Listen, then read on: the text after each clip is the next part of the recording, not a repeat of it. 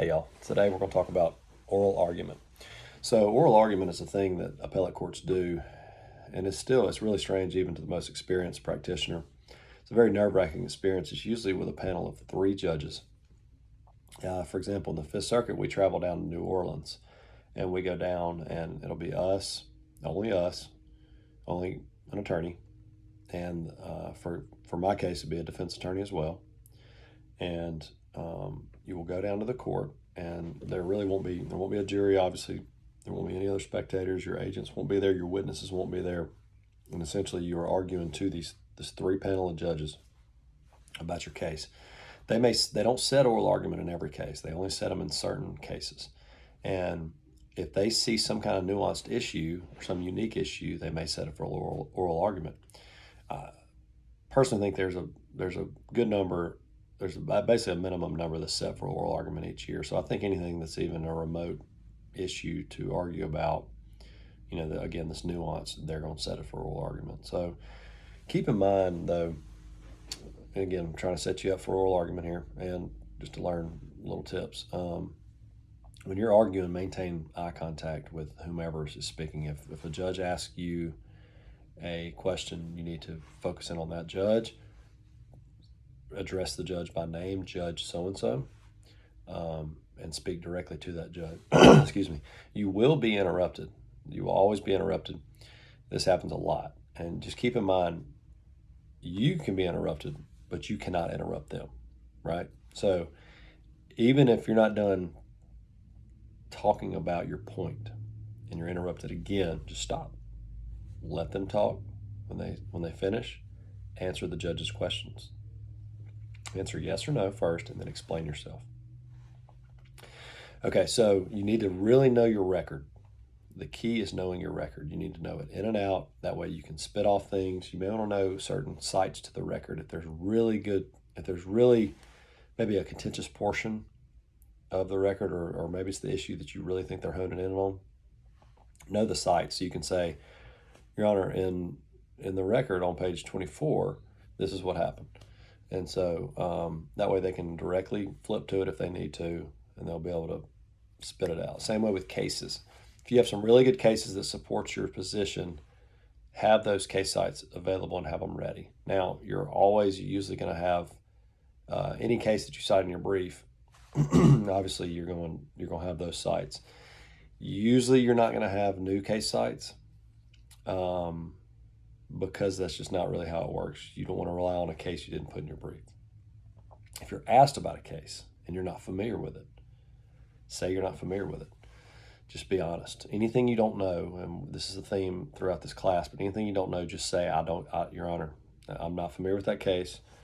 We can always supplement the record if the court, or not the record, excuse me. We can always have supplemental briefing if the court please, once I've read that case.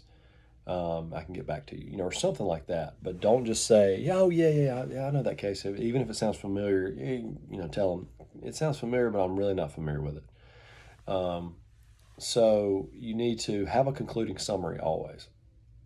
And really, for the appellant, you need to have a pretty good one, because you're going to get asked, you're going to be on this course like this, and then you're going to get asked a question, you're going to be over here, and then you're going to get asked another question, you're going to be over here. And so you need to be able to come back on that course and finish up when they're finished asking questions with your strongest points. So always remember that. Have like a little paragraph that you're ready, that you can spit out, and it like the back of your hand. Okay. If this is important, if you're an appellee and the court does not have any other questions for you, like you start giving, let's say appellee, you start arguing, you got 15 minutes. You start talking for 5 minutes, then you get a couple questions, okay? If it's getting close to your time, let's say it's 10 minutes or up or whatever, or even 7 minutes, and you say, Your Honors, if you don't have any other questions, I will give my time back, okay? Don't ramble, because I've seen attorneys who the courts didn't have any questions, and they brought up more and more stuff, and the courts asked further questions and then kind of got confused or talked about things that didn't help their case. So keep in mind, if you're the appellee, right, the appellee, who you're essentially defending what the trial court did. There's no need to ramble. If they're finished with questions, get out. Okay? Make sure you clarify any questions that the appellant has if you're the appellee. Make sure you clarify any facts. If there's some facts that need to be cleared up that were not maybe stated correctly, clear it up. Again, don't be accusatory. But just say, Your Honor, I did want to point out the record actually says this. Wanted to clear up the record for the court. Mock it up with others. I can't tell you the importance of that. You get a group of other colleagues and mock it up. We do that in every case, and it's very helpful because everybody thinks differently, and everybody thinks some issue may be the important issue. There may be 5 issues in an oral argument, and some people may think it's issue A, some people may think it's issue B, but people have different ways of questioning you. And plus, it just gives you an opportunity to go ahead and memorize certain things and to be able to just talk about certain things. It kind of puts a timeline on you there. If the standard is on your side, the standard review, hammer that. If it's de novo review, hammer it. Judge, y'all can make new law here. Judge, this is your opportunity, etc. I don't really. The book talks about a theme. I'm not big on a theme really with oral argument. I think judges will see through that. It's not like you could if you got a good theme. If you got a good theme throughout your brief, then I think you're okay. But just remember, you're not arguing to a jury. You're arguing to judges. Okay.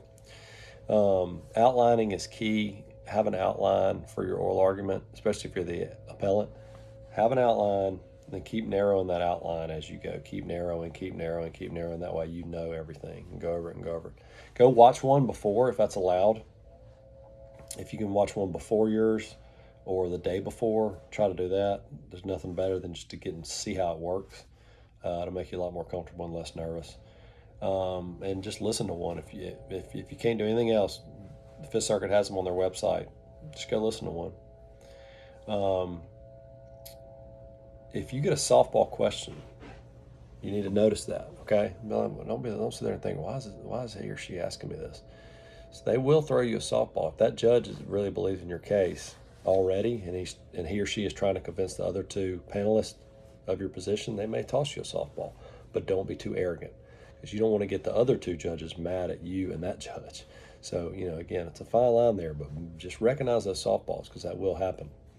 When you get finished answering a question, especially if you're the appellant, then go back to your script. Be ready. Know where you lost it. Know where you got sidetracked and get back on your script. Okay, if you only got like 2 minutes left, pop that concluding paragraph, right? Again, if you don't know something, just say you don't know. We've talked about that. Never point at the court. I have seen this happen, and it was not good.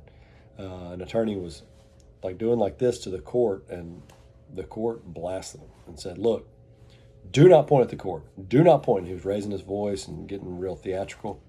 They did not like that.